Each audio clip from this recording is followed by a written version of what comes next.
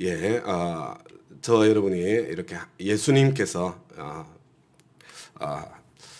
지금 행하고 계신 여러 표적의 사건들을 함께 살펴보고 묵상하고 있습니다. 예수께서 거기에서 일어나셔서 이렇게 되어 있는데 거기는 아마 갈릴리 지방이었을 것입니다.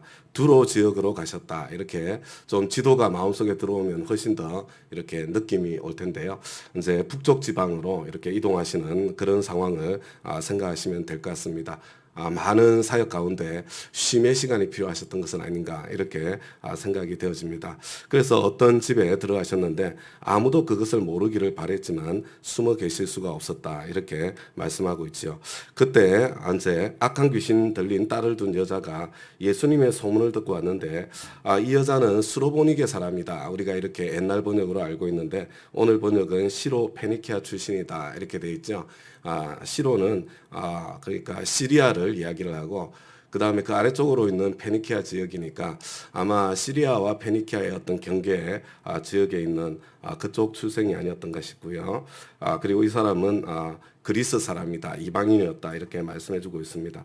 그리고 자기 딸에게서 귀신을 쫓아내 달라고 예수님께 간청합니다. 그런데 예수님께서 이 여인에게 하시는 말씀이 너무 매정해요. 자녀들을 먼저 배불리 먹여야 한다. 자녀들이 먹을 빵을 집어서 개들에게 던져주시는 것은 옳지 않다. 여러분 어떤 느낌이 드세요? 정말 절박한 심정으로 딸이 귀신 들려서 정말 고통 가운데 있는 이 여인이 참 이방인인데 그 예수님을 찾아와서 간청한다는 것 자체만 해도 그게 쉽지가 않았을 것 같습니다. 그리고 예수님께서 드러내놓고 지금 오신 상황이 아니에요. 가능하면 들키지 않으려고 조심스럽게 지금 와 있는 그런 상황이잖아요. 그런데 그 예수님의 소문을 듣고 필요가 있는 사람들은 소문이 들리는 것 같아요. 그죠? 이전에 전혀 들리지 않았던 이야기가 내가 몸이 아프기 시작하면 누가 병을 잘 치료한다더라. 어떤 약이 좋다더라. 막 비로소 그때 막 이야기들이 들려오잖아요. 지금 그 간절한 절실한 필요 가운데 지금 이 여인에게 예수님의 소문이 들린 거잖아요. 그래서 참 어렵게 지금 찾아와서 간청하고 부탁하고 있는 그런 상황인데 예수님께서 자녀들이 먹을 빵을 개들에게 던지는 것이 마땅하지 않다. 그냥 참 유대인들이 이방인들을 개라고 취급했던 것처럼 예수님조차도 그렇게 개로 취급하는 그런 참 자존심 상하는 그런 상황이 펼쳐지고 있는 것을 보게 됩니다. 근데 그때 여자가 예수님께 주님 그러나 상 아래에 있는 개들도 자녀들이 흘리는 부스러기는 얻어먹습니다. 주님께서 이 대답을 듣고 난 이후에야 내가 그렇게 말하였으니까 돌아가거라 귀신이 내 딸에게서 나갔다. 여러분 왜 예수님께서 이렇게 하시는 걸까? 그런 생각을 안 할 수가 없는 거죠. 저도 이 본문을 읽을 때마다 도대체 왜 예수님께서 이렇게 잔인하리만큼 이렇게 독한 말로 이 여인을 고통스럽게 하고 난 뒤에야 이 딸에게서 귀신을 쫓아내 주셨을까? 물론 여기에 대한 정답은 어디에도 없습니다. 그러나 저는 이렇게 생각하거든요. 예수님은 사랑 그 자체이시기 때문에 이 말씀조차도 사랑에서 나온 말씀입니다. 저는 그렇게 확신합니다. 여러분, 우리가 이제 귀신 쫓아내는 이야기를 때때로 듣는데요. 그런 이야기 들어보셨을 겁니다. 똥파리를 쫓아내는 것보다 훨씬 더 중요한 것이 똥을 치우는 거다. 이렇게 이야기를 하지 않습니까?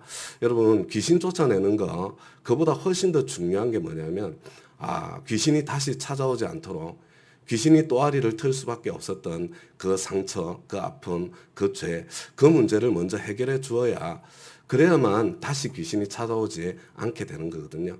그래서 그냥 함부로 귀신 쫓아낼 수 있는 능력이 있다고 하더라도 함부로 쫓아내는 게 결코 좋은 일이 아니에요. 참, 먼저 이 사람이 왜 귀신에게 사로잡혀 있을 수밖에 없었는지 그 원인이 참 이렇게 만져지고 그게 해결되든지 아니면 귀신이 쫓겨나고 난 뒤에는 그 영역을 다스려 주든지 이게 함께 가야 되는 거거든요.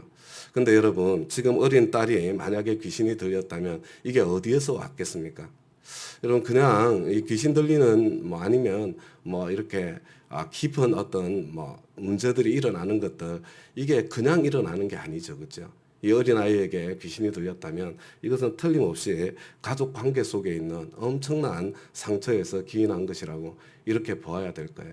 제가 사실 오늘 이 본문의 말씀을 보면서 혹시 상처받을 사람이 있지 않을까 이런 생각이 들어서 참 마음에 좀 부담도 되었는데요. 왜냐하면 자녀들이 어려운 문제가 생겼다면 다 그러면 부모 탓이라는 말인가? 내가 뭐 다른 부모들보다 뭘 내가 더 못해줬다고 내 자식에게 이런 문제가 어려움이 찾아왔다는 말인가? 안 그래도 힘들고 고통스러운데 나를 더 아프게 하겠다는 그런 소린가? 이런 방향으로 참 제가 말하려고 하는 거를 이렇게 이해를 하게 되시는 분들도 혹시 있지 않을까 싶어서 마음이 좀 이렇게 불편했어요. 그렇지만 여러분, 우리 내 자녀들에게 어려움과 고통과 아픔이 찾아왔을 때요. 여러분, 다른 데서 원인을 찾으려고 생각하시면 해결이 안 될 가능성이 많이 있습니다. 여러분, 특별히 정서적인 어려움이 찾아왔을 때는요. 가족 관계 안에서 지금 고통과 아픔과 상처를 당하고 있는 거예요. 그죠? 그래서 지금 어쩌면 그 수로보니게 여인의 이 딸은요, 사실은 엄마로 인해서 참 그 고통을 당하고 있을 가능성이 많이 있고요. 사실은 하나님께서 엄마에게 치유의 길을 열어주는 통로로 쓰임받고 사실 십자가를 지고 있어요. 그럴 가능성도 굉장히 많이 있는 겁니다. 그런데 지금 예수님께서 무엇에 대해서 지적을 하고 계세요?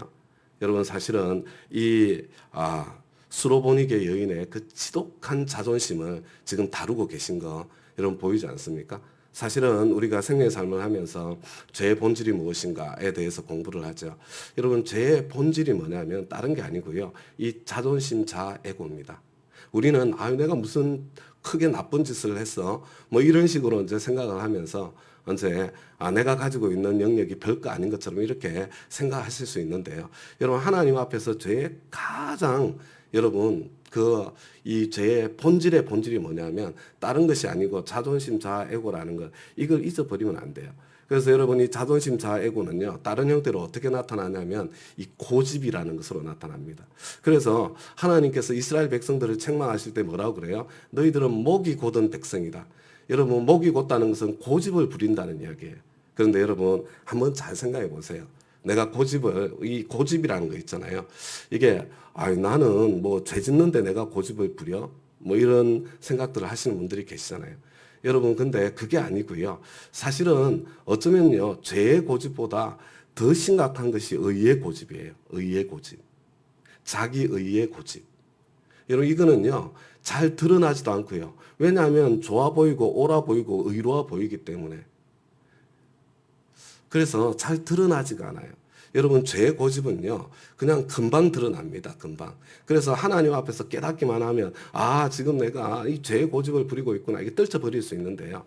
여러분 이 의의 고집은 자기 의의 고집은요 잘 드러나지가 않아서 떨쳐버리기가 너무너무 힘든 거예요. 여러분 이게 목이 곧으면요 이 고집이 세면요 인생에 수없이 많은 고난들이 찾아와요. 왜냐하면 이 의의 고집은 여러분 하나님께서 말씀하셔도 꺾여지지 않는 경우가 많이 있기 때문에. 그래서 저는 이 말씀을 보면서 지금 예수님께서 지금 이 가정에서 이 딸이 궁극적으로 치유를 받으려면 지금 엄마가 치유를 받아야 된다고 지금 예수님께서 참 보고 계셨고 지금 엄마를 치유하시는 과정이었구나. 엄마의 그 지독한 새심줄 같은 그 자존심 자아에고를 지금 완전히 끝장내시는 그런 과정이었구나. 그래서 참 예수님 앞에서 그 얼마나 고통스러웠겠어요. 그 과정이. 사실은 이 자존심 자아에고가 죽는다는 것, 이 십자가를 지는 거하고 똑같은 건데요. 이게 고통스러운 겁니다. 그런데 그 과정을 통과하고 난 뒤에 이렇게 돼 있잖아요. 29절을 보니까 내가 그렇게 말하니 돌아가거라. 귀신이 내 딸에게서 나갔다. 예수님께서 마침내 치유해 주시고 회복시켜 주시는 그런 과정이 일어났던 것은 아닌가 이런 생각을 해보게 됩니다. 그리고 예수님께서 두로 지역을 떠나 31절을 보면 시돈을 거쳐 데카볼리 지역 가운데를 지나 갈릴리 바다에 오셨다. 북쪽에서 내려오시는데 삥 돌아서 요단 동편을 거쳐서 갈릴리 지방으로 오셨다는 그런 뜻이고요. 그런데 32절에 보니까 사람들이 귀먹고 말 더듬는 사람을 예수께 데리고 왔습니다.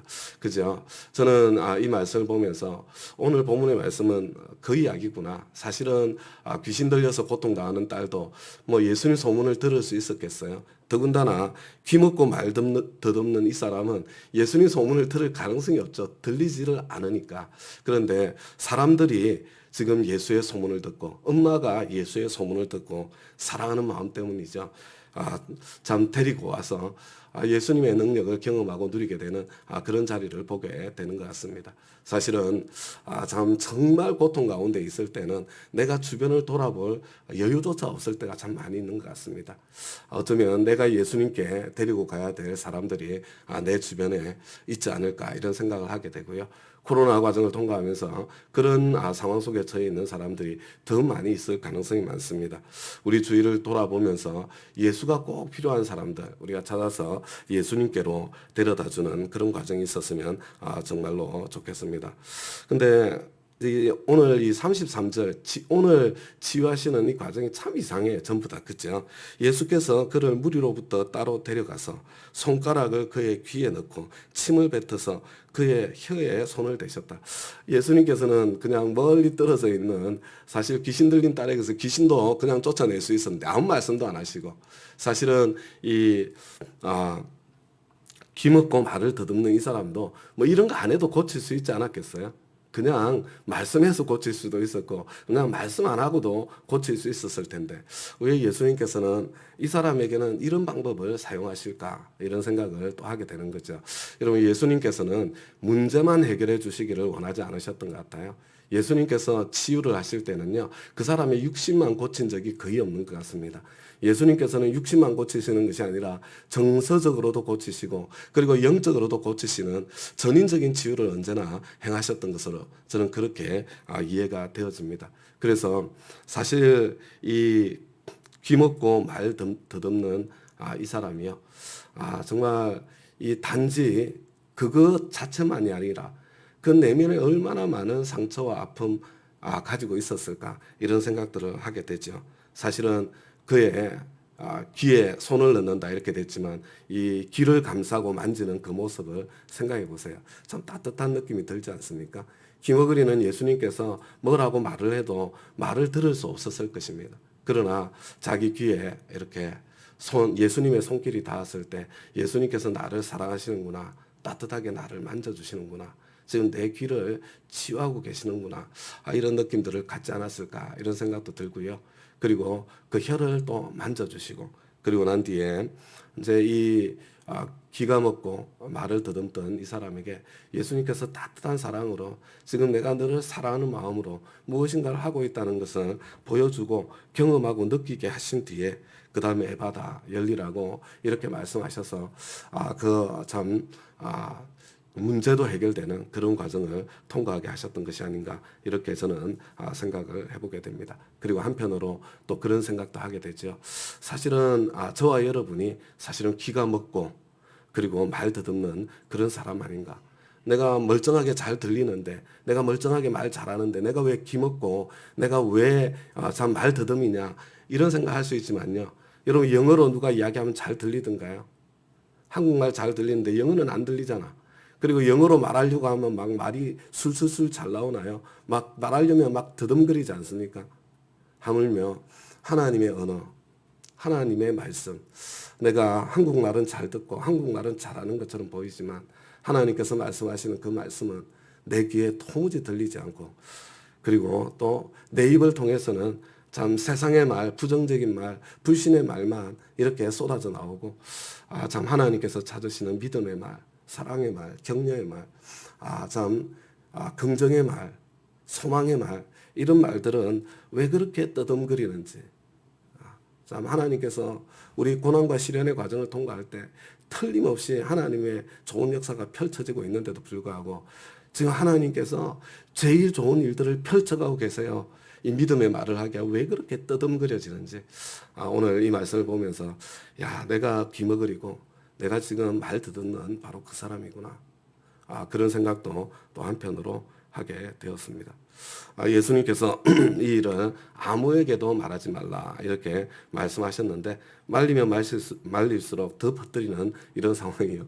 예수님께서 심리전을 펼치셨다. 저는 그렇게 생각할 수는 없고요.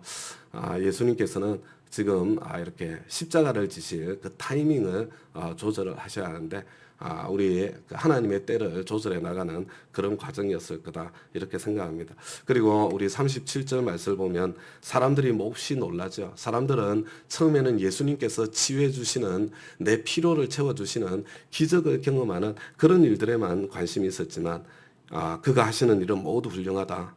듣지 못하는 사람도 듣게 하시고 말하지 못하는 사람도 말하게 하신다. 이게 이사야가 메시아에 대해서 예언했던 바로 그 일이잖아요. 이분이 지금 바로 그 메시아가 아닌가. 지금 메시아가 하실 그 모든 일들을 이분이 지금 펼쳐가고 계시는 것이 아닌가. 그런 어떤 이 영적인 눈이 점점 열리고 있는 그런 과정에 있었던 것 같다. 이런 생각을 해보게 됩니다. 오늘 메시지를 마치면서요. 다시 한번 이렇게 부탁을 드립니다. 여러분, 죄의 본질이 자존심, 자아, 에고예요. 여러분, 이게 이 고집으로 나타납니다. 여러분, 나 진짜 한 고집한다. 이런 분들 혹시 계십니까? 여러분, 이게 세상에서는 성공하는 데 도움이 돼요. 왜냐하면 뭔가 좀 고집이 있어야 뭔가 이루고 성취할 거 아니에요. 그런데 이 나의 의의 고집이요. 나의 이 선한 고집이 하나님 말씀보다 더 하나님께서 말씀하셔도 나는 움직이지 않는 그런 고집으로까지 나타나고 있다면요. 여러분 지금 이 사실은 이 내가 뭔가를 끈기 있게 끝까지 할 수 있는 그 힘은 하나님께서 주신 선물인데요. 지금 그 좋은 것이 지금 잘못된 방향으로 쓰여지고 있는 거예요. 혹시 내 인생에 나는 도무지 해석이 되지 않는 고난과 시련과 고통이 계속해서 나에게 지금 찾아오고 있다. 그러면 하나님께서 지금 내 고집을 내 자존심, 자아, 에고를 다듬고 계시는 것은 아닌가 이렇게 한번 좀 돌아보아 주시기를 부탁드립니다. 예수님께서 이 수로보니게 여인에게 이야기했던 것처럼 그런 이야기까지 나에게 하실 때 나는 어떻게 반응할 수 있는 사람이겠는가 한번 나 자신을 돌아볼 수 있기를 바라고요. 여러분 이게 사실은 아무에게나 주시는 축복이 아닙니다. 이게 하나님께서 그런 사람을 하나님께서 정말로 존귀하게 쓰실 수 있기 때문에 지금 다듬는 과정이거든요. 십자가를 통과해야 돼요. 십자가를. 근데 이 십자가가 예수님께서 하나님께서 내 자존심 자아 에고를 완전히 숨통을 끊어 놓는 그 과정인데요. 여러분 십자가는 절대로 뭐 이렇게 막 이렇게 뭐라고 그럴까 낭만적인 그런 게 아니에요. 이 십자가는 피비린내 나는 자리예요. 너무나도 끔찍하고 고통스러운 거예요.